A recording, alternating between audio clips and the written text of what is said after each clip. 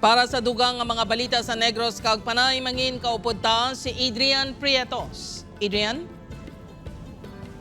Yes, Jerth, maraming salamat. Mga kapuso manunudlo sa Bacolod City, ginkaka sa trabaho. Bangon sa reklamo nga sexual harassment sang iya estudyante. Yaring balita nga itong gintutukan. Ginpamatmatan sang dismissal from service kag perpetual disqualification from public service ang isa ka maestro sa Bacolod City. Ining base sa Section 51A sang 2017 Rules on Administrative Cases in Civil Service. Sunod sa Bacolod City Legal Officer, isa ka estudyante sa Bacolod City College ang nagreklamo sang sexual harassment batok sa maestro. Sa kopya sang dismissal order, nakasaad ang mga ebidensya nga natipon sang Board of Trustees sa eskwelahan lakip diring mga mensahe sang maestro sa estudyante. Siguro mga attractive sa iya mo na guro ang na-target yun. Gasulisit sang sexual favors iya ang iya mensahe. Malipot lang bala ang oras ang OGP, mga manabla, ang mga mga compliance sa schools bala. Dugay na siya, dugay. Permanent, no, ng program head na sa BCC.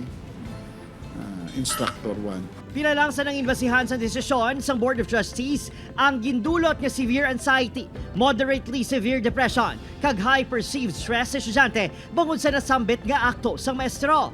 It shows nga grave gid kag very serious ang iya na obra. Ang LGU is willing to receive complaints, no, kag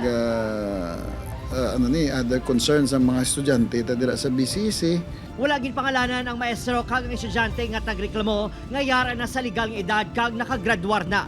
Sa iya statement sa social media page, ginpahayag sa alkalde sa syudad nga amuman nga nagaserbi bilang chairman sang Board of Trustees sa eskwelahan nga wala ginatolerar ang iningasahe sang insidente.